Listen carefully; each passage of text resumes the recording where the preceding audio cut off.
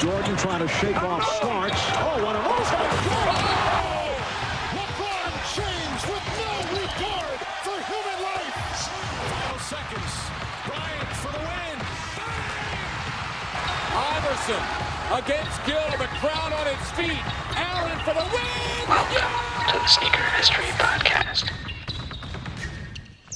What up, what up? Thanks for tapping into the Sneaker History Podcast. My name's Nick Engvall, and I've spent the last 18 years working in the footwear business helping companies like Complex, Finish Line, and StockX better connect with their customers. More importantly, helping sneakerheads turn their passion for sneakers into opportunities in the industry. I started Sneaker History nearly 13 years ago as a way for me and my friends in the sneaker world to have a place to talk about the business without the influence of corporate footwear giants telling us what to say or telling us what sneakerheads, I'm using air quotes there, should be featured in our content or invited to be on the show. It's with that spirit we're charging forward thanks to all of you who have recently donated to help cover the costs of keeping the podcast going. If you feel like chipping in, you can find all the info you need in the description or by joining our Discord community, which is linked below. I'm looking forward to taking the show to new levels in the coming months, with more guests from the community, talks with industry professionals, and deeper dives into the sneaker stories that shape this obsession we are all so passionate about. One last thing before we get into the episode. Do the right thing and tell someone you like their kicks today. You never know how far a compliment will take you, and we all know how good it feels to be on the receiving end of some appreciation. What up, what up? Welcome to the Sneaker History Podcast. My name's Nick, with my guy Mike today. We're going to talk about some video game-inspired sneakers. We got some rocking and copping to talk about. But before we get into that, what's good, man? How you been? Man, I'm good. As long as this rain chills out over here where I am, I can't do another week of no power, I'll be fine. How about you, bud? Man, I'm honestly just lucky to be where I'm at because the weather hasn't been crazy at all. It's been like 110 degrees everywhere around here, but where we're at, it's like 70s. So no complaints, man. I'm going to cross my fingers and hope that it continues. I'm moving over there. I'm picking up the family. We're going to where you're staying. Obviously. But yeah, man, I got no complaints. I mean, there's plenty of complaints. I'm sure you can hear us complain about a lot of things about sneakers because there's so many frustrating things going on right now. But we'll spare you that this episode. But I'm going to let Mike start us off with the rockin' and coppin'. Yeah, so like to balance out our complaints, we'll start off with an actual win. We don't get those too often since we get more of them lately than we had been before.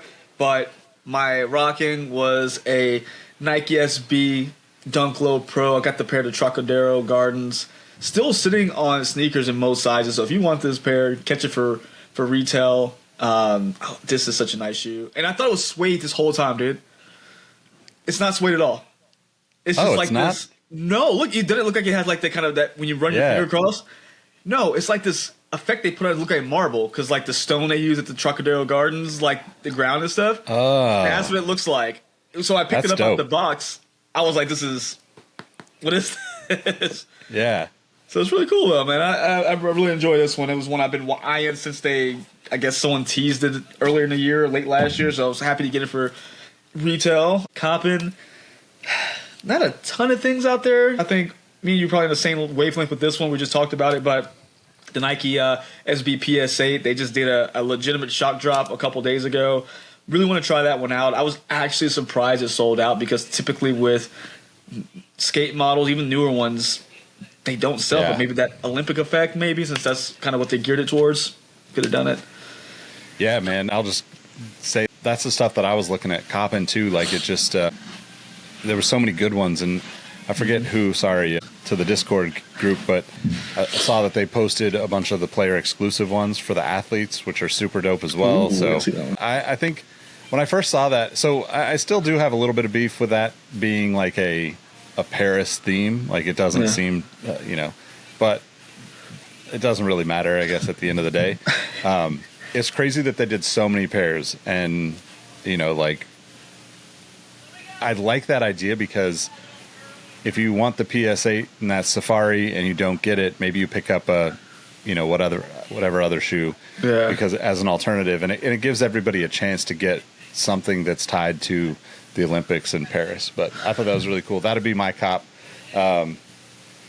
Rocking. I've been wearing the old Ronnie Fig New Balance 997. What is this? United Arrow and Sons. Sorry, I was drawing a blank there. But That's as you can see, really dirty. I don't really do How a good it job of should cleaning be. them, but How I it should. wear them pretty regularly. Yeah. Oh, All right. man.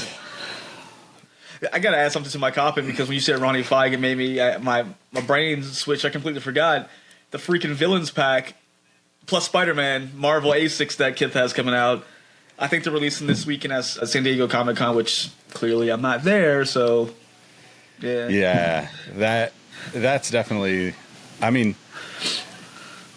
I feel like as most of us in the Discord community and you know, obviously you and I and Rohit and Robbie, pretty big Marvel fans, so like pretty easy to just know that we're going to try to get after those.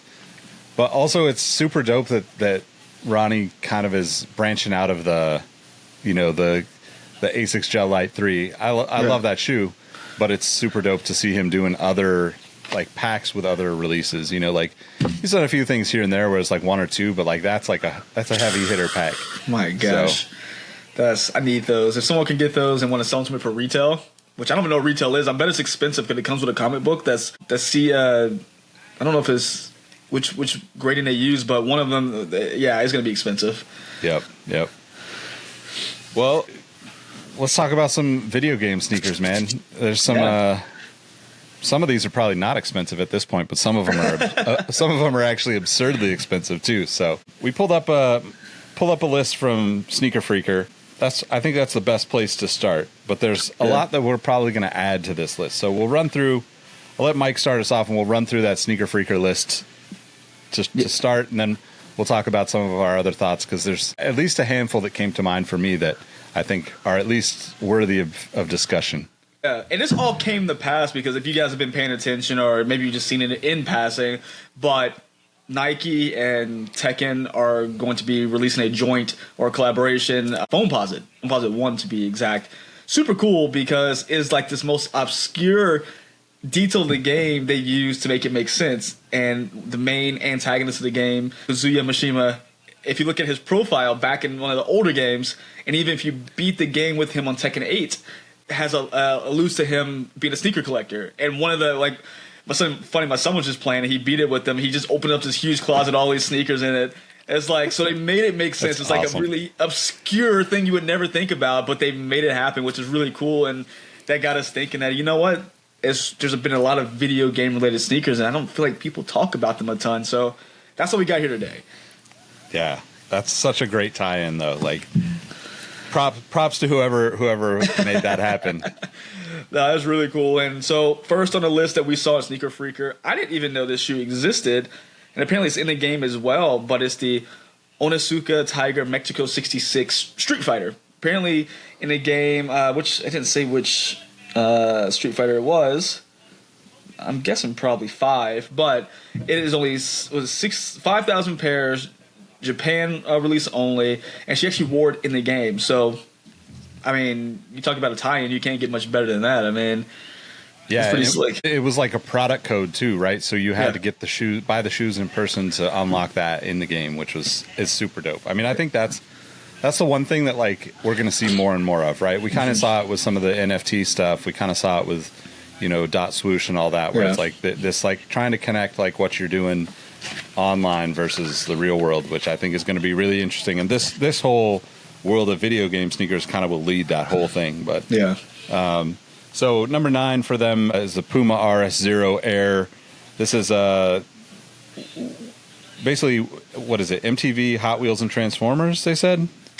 Yeah, let's see. So that's how you introduced the shoe to R0, like all these different things. And so with this particular one, this was the glitch, yeah. The glitch, yeah. So they want to bring the aesthetic of 80s video game console glitching, which if you've ever played video games from Xbox's Ring of Death to the PS2 just not loading and then, you know, blowing on a cartridge to make it work, you've all seen a glitch before in the game. And so that's kind of what they were bringing to light there. Yep. Speaking of Xbox, the Air Jordan 1 Xbox from 2018, at least at E3. I don't know how many pairs of that were available. It doesn't say here, but I don't think many. I think it was really reserved for like those tech creators out there and Jock probably. Yeah. But I remember seeing that one pop up, and I didn't realize it was I thought it was just customs. I didn't realize that they actually worked together on that one. The funny thing is I actually went to E3 in 2018. What? And I still didn't know this. What? I was like, I feel like they need to come. Hey, you owe him a pair. E3, you owe Nick a pair. I mean, that's the thing with like big events like that. I mean, you try to pay attention to all this stuff, but like if you're not in the right place at the right time, it's kind of like Complex Con or Designer Con or any of these big conventions when they got so many cool things going on. Like I'm pretty sure I posted pictures of 2018. I have to check and make sure that's right. But like they had one of the Ford GTs, the first time I'd ever seen the Ford GT, the new version, in person, because they had an early one for one of the Forza games, and that was kind of like that locked me in. I was like lost in that. Need nothing else right now. Probably missed all sorts of things, but yeah, it was pretty crazy. That's cool. All right, so more traditional in terms of colorways tied to themes: Nike SB, Skate or Die, Dunk Lows. I mean, these are bucket lists for me still to this day. So what's the price on these bad boys right now? I haven't looked. I just know this is probably one of the more expensive shoes on the list we talked about. I haven't looked either, but 2008, I'm going to guess these are like, I'm going to guess they're going to be in the $400 to $500 range at least, probably more like $700 to $800 for my size. Are there any, this is one of those SBs. I know they always say, oh, we have these. You can find every so often a dead stock or unworn pigeon, but this is one of those SBs I feel like people wore. Like, I feel like if you tried to find one, it'd be very hard to find a Oh my God. Oh no. You found one. So StockX has a size 9 for $1,239. No size 13s. Goat has a Can't have many. no size. What is this? If it's a 10, just don't tell me. Oh my God! A size 13 on Goat is $1,812. No, not worth it. Don't worry. The rate Nike's going, you might get a retro this soon. So just hold your horses. Yeah, there we go. Seriously. So, if you went to E3 in 2018, this next shoe, I don't even like Air Force Ones like that, but the 2018 PlayStation Air Force One with the jewel swoosh on the side, that is fantastic. I mean, I'm in a very minority when I say this, and don't you sneakerheads out there, don't jump me when I say this. I like this one better than the original PlayStation one. I just love, like, it just reminds me, I know it's the PS3 or PS4 release, I'm sorry, but this reminds me of the PS2 so much, and I just love the PlayStation 2. It's just, I don't know, it's just a really cool tribute to PlayStation with that one. I mean, you guys know I'm not an Air Force One fan, so this shoe doesn't like have the same kind of pull to me, but I 100% like the way this one looks more than I like the original. Now, if I was buying a pair of these shoes, I'm trying to get the originals just because that's the crazy story.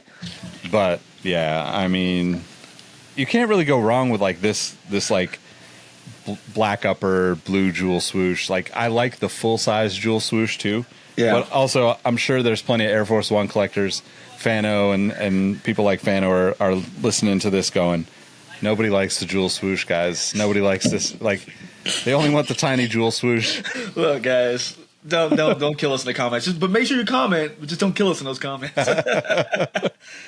All right. What we got?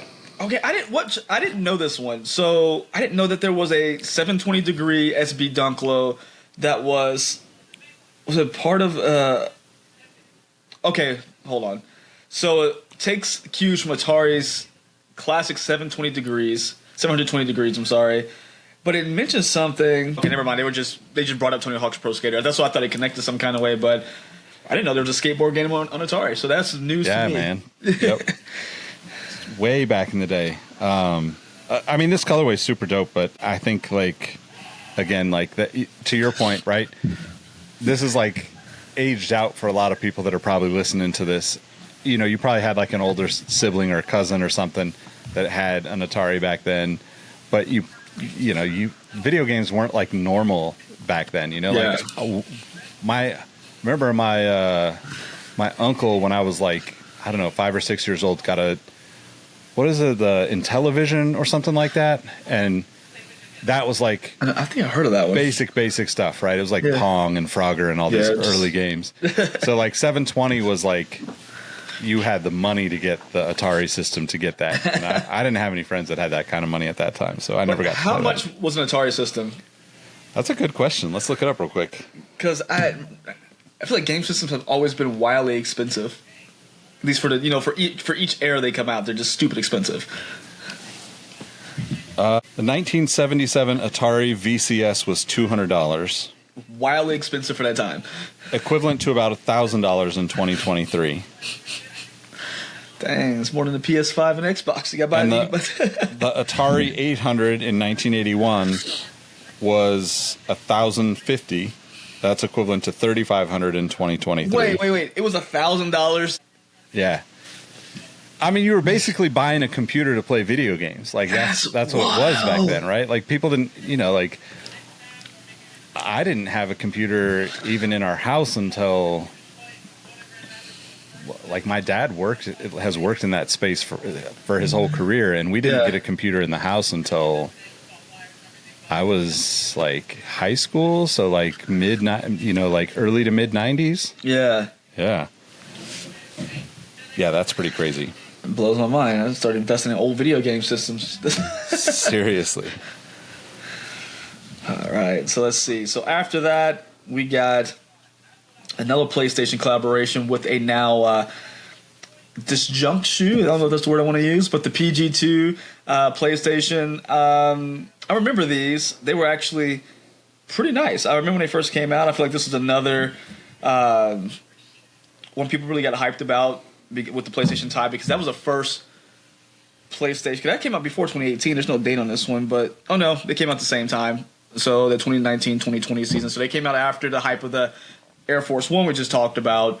So people were really, they lit up and everything. People were really excited about it. But also, correct me if I'm wrong, he had another PlayStation pack with was it PG3 or PG4? That was pretty easy to get. Didn't he have a PlayStation? Was there a PG1 PlayStation? I don't remember the PG1, or 1.5. 1.5? That's a great question. Let's look, because I can't. He had so many PlayStations. Like the first one or first two were pretty limited, but he did the last shoe, like was it the PG3 or 4? It was like a ton of them. He had like 3 different colors that came out, like a white, black, and silver. Yeah, so like the 2.5 had like the gray, the blue, and the black PlayStations. Yeah. That's what it was. And then like the 5 had again like 3 colors. There was a blue, black, and a white. Yeah. I thought for some reason there was a PlayStation 1 or a PG1 that was a PlayStation. You might be right. Let me see here. Okay, I need to call a 20-second timeout here. Did you know that we send out a weekly newsletter? Actually, it's more of a weekly-ish newsletter. We cover news topics that don't make it onto the podcast and news that doesn't get much attention otherwise. You can find the link in the description or head to sneakerhistory.com/newsletter to sign up. Holy crap, I just discovered another PlayStation shoe that I didn't know existed until just now, and it's brand new. We'll talk about that in a little bit.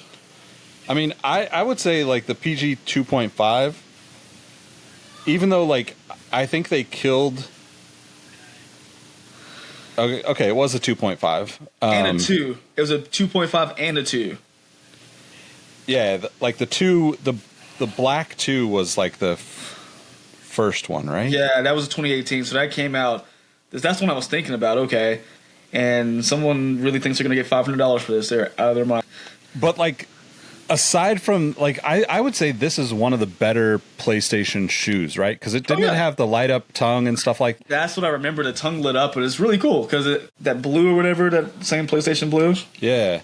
The downside to that is that there was 3-4 colorways, so like it kind of messed up the whole vibe of like the limited aspect of it that like everybody probably would have chased for. Yeah. Like it kind of reminds me of like the KD4 stuff, right?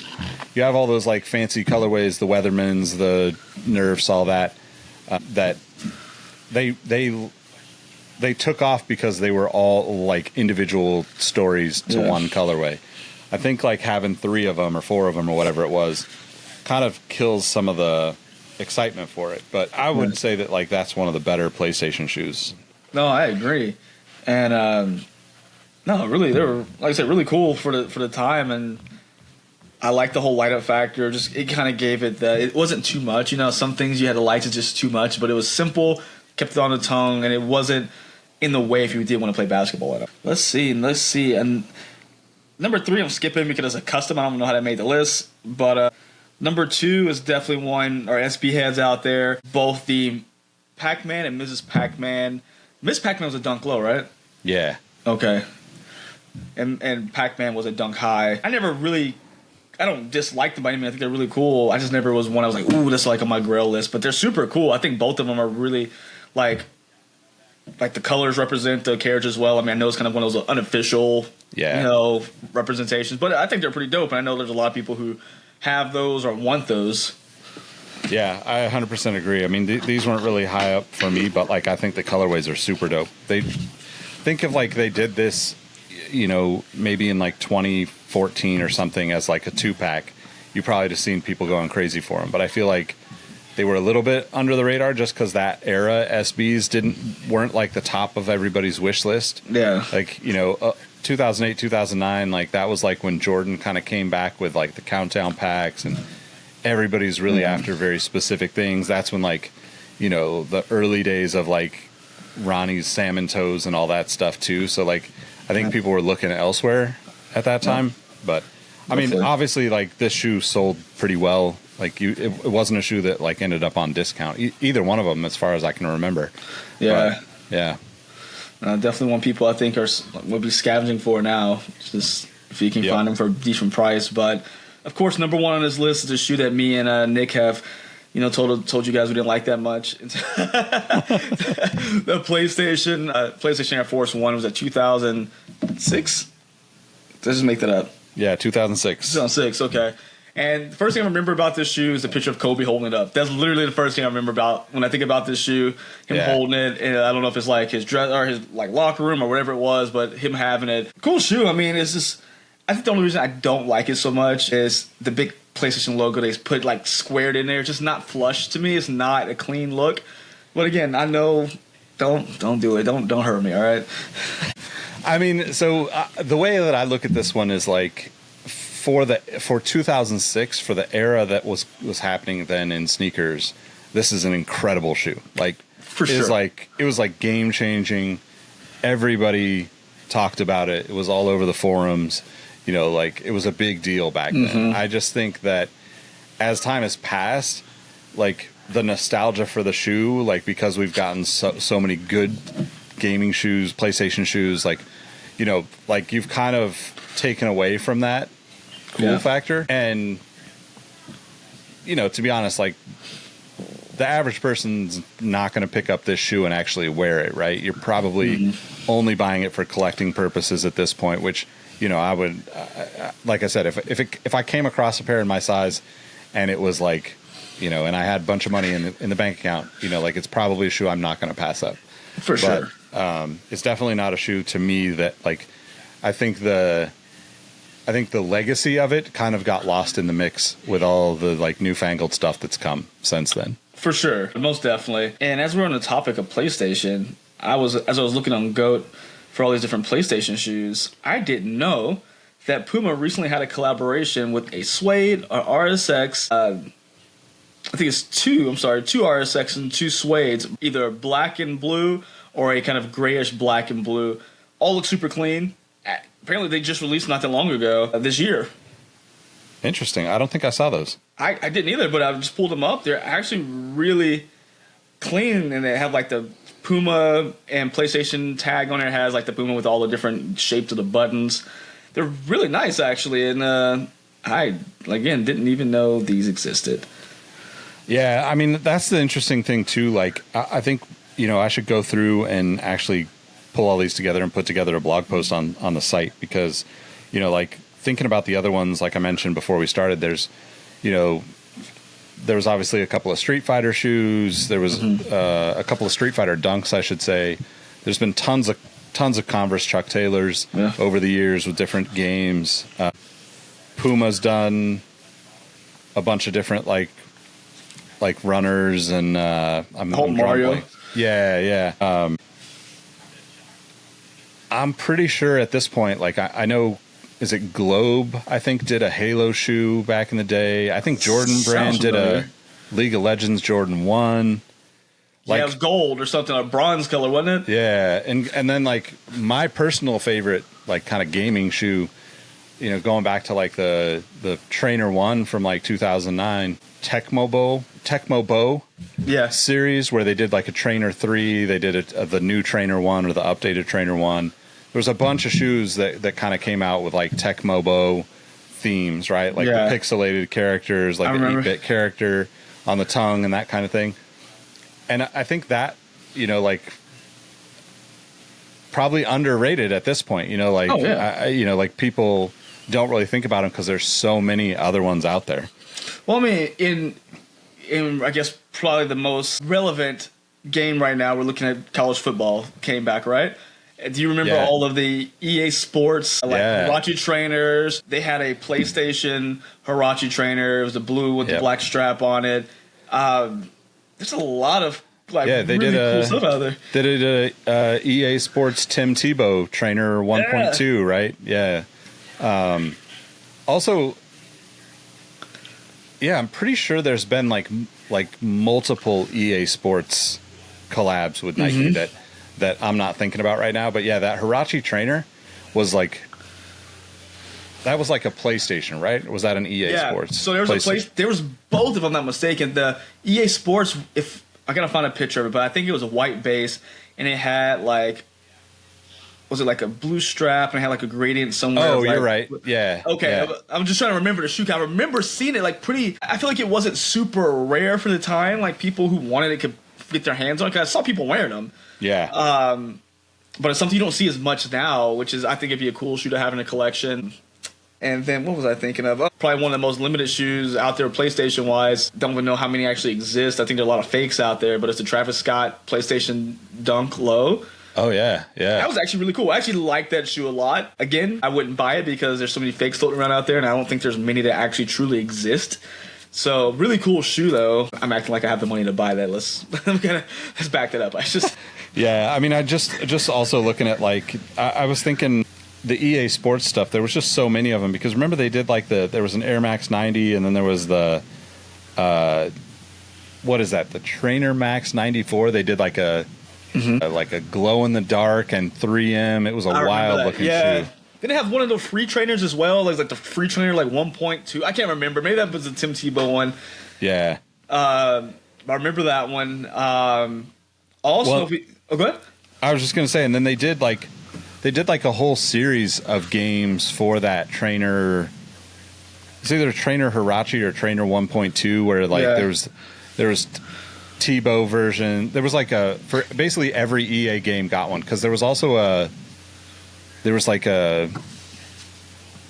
MLB PA or whatever their game was at that time. Oh, okay. Like the show or something like that.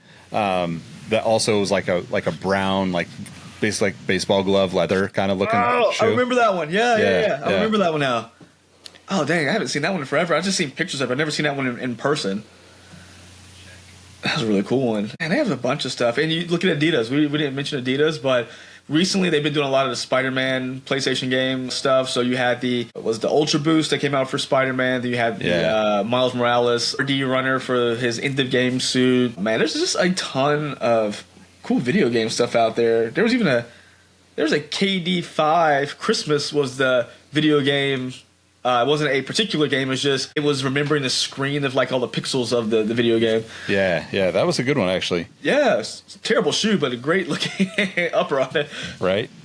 Yeah, I forgot too. There was a Superstar Spider-Man shoe.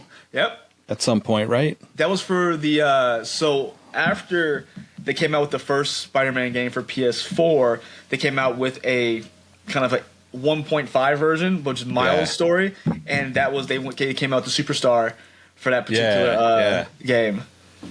Yeah, I mean we're kind of stretching it to get to that because now I'm thinking like I have the Donovan Mitchell Spida was like the Marvel Spider-Man blue and red, so like not a game, but you know.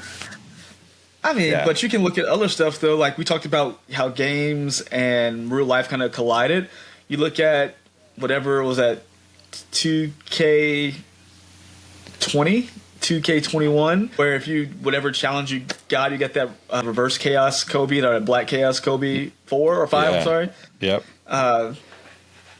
So that was a cool. You had to whatever threshold you met, you were able to go buy it from. I don't know if it was sneakers or had a separate account you go buy it at, but that was cool because that was directly tied to the game. You had to do that particular task, and they had people in that game like they were on it crazy anyway, but they had them on there just like locked in for those. Yeah, well, they did. Let's see. Now I'm thinking 2K. Remember, there was like that.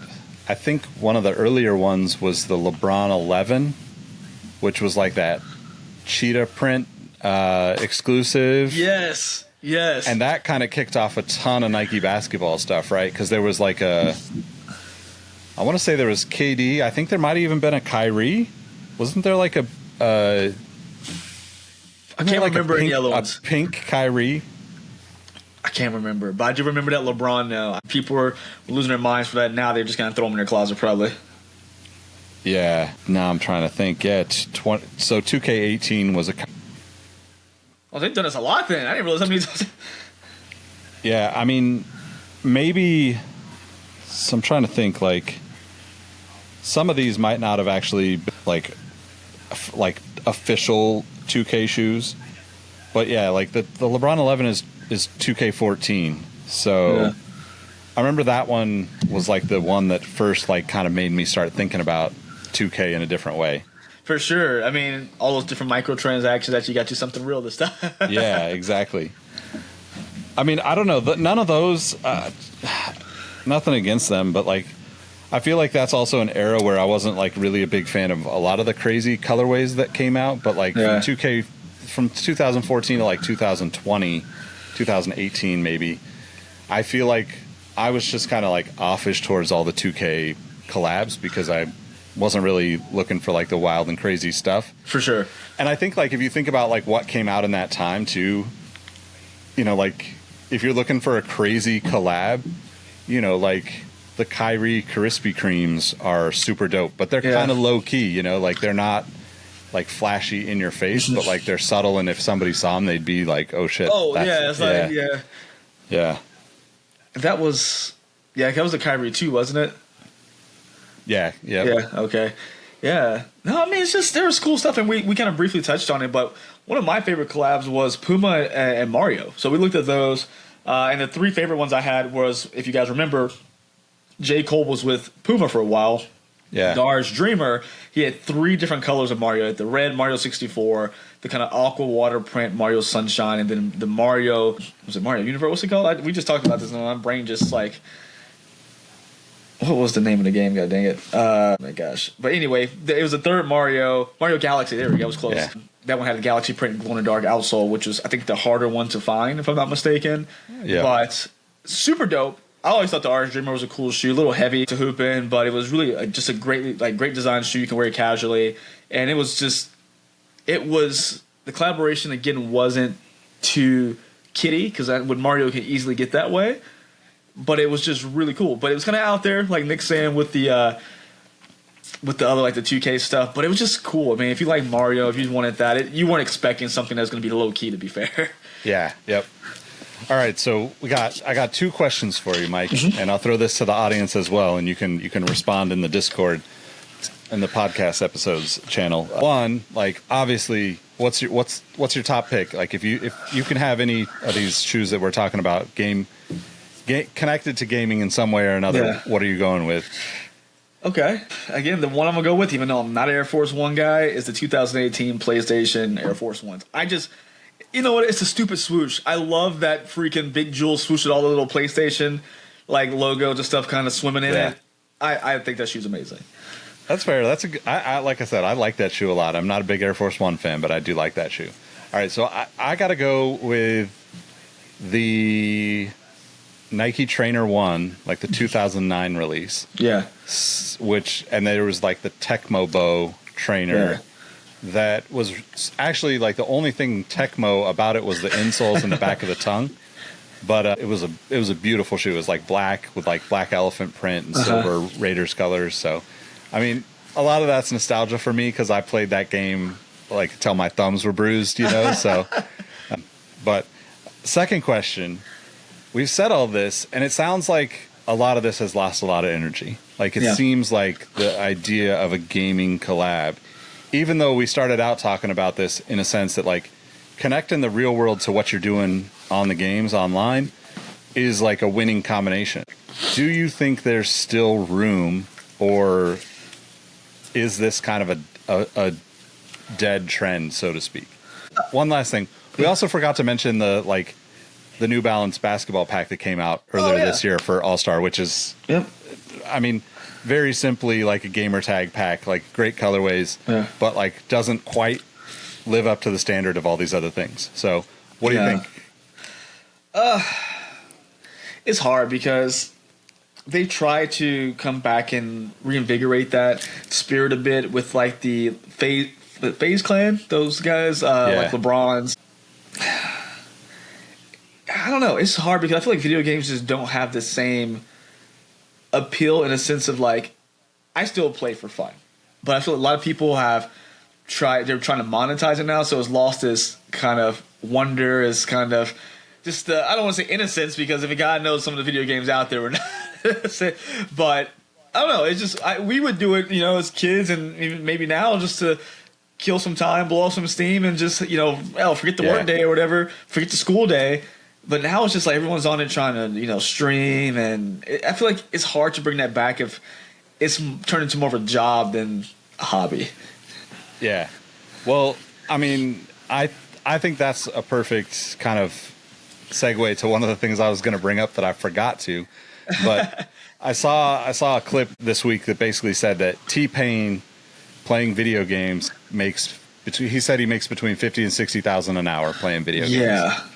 And so, you know, like he's saying in the clip, essentially, you know, why would I go on tour when I can make $250,000 for just shouting out 7-Eleven in my streams a few times and telling people to go buy a pizza from 7-Eleven? Which, you know, like, I think the monetary aspect of it, you know, like games used to be just that, you know, like obviously there's a lot of competitiveness and competitions out there, and there's money to be made from streamers and, you know, competitive gaming. And we probably missed a bunch of shoes. Like the FaZe Clan stuff is just like an entry point to that in my mind. Like there's tons of other ones that are popping up in my head right now. But also, I agree. Like I just never got to the point with games where I was going to be that competitive. Like, of course, like you want to win, and I'm competitive. I'm a competitive person, but my playing games for me was exactly that. It was playing. It was never anything that I wanted to take too seriously. But like, I also have tons of friends that, I mean, you know, like Greg in the Discord, like flew across the country to compete, you know, like those are types of things that like I can't fathom because I don't approach any games like that. I don't have patience for that. Like I literally don't have patience to sit there and get that good at a game, honestly. Yeah. And honestly, like it's one of those things where maybe that is actually what's missing. Maybe we need like the actual competition and like the competitiveness and that like money making aspect of it to be tied all together. Maybe the sneaker collabs are actually just surface level things that haven't really hit with those kind of diehard fans. And that's probably why we're seeing so many of them just available all the time. You know, like I know Robbie would be bashing on the PGs just because it's PG, but like I like PG, but almost all of those shoes were available for relatively cheap below retail at some point or another. And I don't think that's a reflection of the shoes themselves. Is what I would say about it. Yeah. All right, but I got a question for you then. If you could pick a collaboration or create a collaboration between a video game and a shoe, I think shoe company. If you don't have a specific model, that's fine. But what shoe and what game would you put together? I mean, the first game that comes to mind is Gran Turismo. That's by far my favorite. You know, like I'd probably go old school and do something from way back just to tie it to an older shoe. Yeah, I don't know. That's a good question. I'd have to think about it more. But like Gran Turismo is definitely the collab. You know, I think I think the hard part about that is like, do you go down the path of creating a car and building out like putting a livery on a car and doing a whole theme, or do you do it for the game itself? So yeah, it's tough, man. It's tough. But how about you? It was a toss-up for me. So one of mine was a car game, Need for Speed.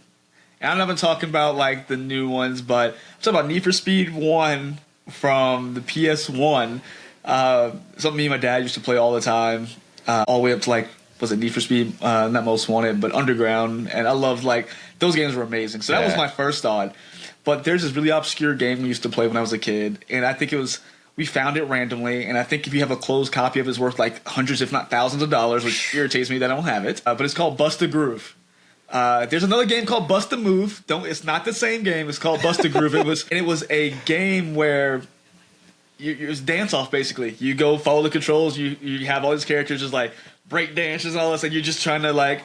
And it was such a cool game. It had great music in it. We used to play it all the time when I was a kid. And I think I would take that game, just with all the bright colors it had. I'm just seeing the swades of like a Saucony Shadow 6000 tied together. Yeah, I think that'd be just fantastic. I gotta find it. They like just clips of that game. It's just so cool. Yeah, that's a good one. Well, listeners, let us know what you think. I mean, what's your dream collab? Dream gaming sneaker collab? Let us know in the Discord. Let us know in the comments wherever you're taking this in. Mike, let them know where they can find you. Yeah, you can find me here on Sneaker History all day, every day. Find me on Instagram and Twitter at MadWatcher789. Not Twitter, because I'm not there anymore. I'm in TikTok, that place. And YouTube, just under Mike Guillory. You can find me there. All right, you can find me at Nick Ingval on all the platforms. More importantly, at Sneaker History everywhere. Hit the link in the description to join the Discord, join the community. A lot of great people in there. You won't regret it. Catch you on the next episode. Thanks for rocking with us. Peace. See ya. Hey everyone, this is Nick again. Before you take off, do us a solid and head over to Apple Podcasts to leave us a review. Give us a rating on Spotify and Amazon Music, and make sure you're subscribed to our YouTube channel because we have even more video content coming soon. Speaking of new content, we have an amazing community of sneaker enthusiasts that hang out in our Sneaker History Discord on a daily basis. While sneakers is a connection point that brought us all together, we've all discovered countless shared passions that we have in common with each other. We recently launched a couple of new podcasts directly from our community. One of them is a Formula One podcast. If you're an F1 fan like me, the Exhaust Notes podcast is your weekly fix of Formula One fun. It's hosted by myself, Rohit Malhotra, and Todd Yates. New episodes drop every Tuesday. I've been wearing fitted hats for years and collecting my favorite teams since I was a little leaguer. It has been awesome to see so many new fans getting into fitteds in recent years. Crown and Stitch is our new talk show about fitted hats with Dexter, Keith, and myself, where we talk about fitted hats, snapbacks, throw in some obscure hats because we all kind of like some funky stuff once in a while, don't we? Copping, collecting, and so much more. New episodes drop every Wednesday. Hit the links in the show notes for this episode to give our new shows a listen, and be on the lookout for more new podcasts dropping soon. Last but not least, tell someone you like their kicks today. You never know how far a simple compliment can take you, and we all know how good it feels to have someone show their appreciation. Thank you all for the support, and we'll catch you on the next episode. Peace.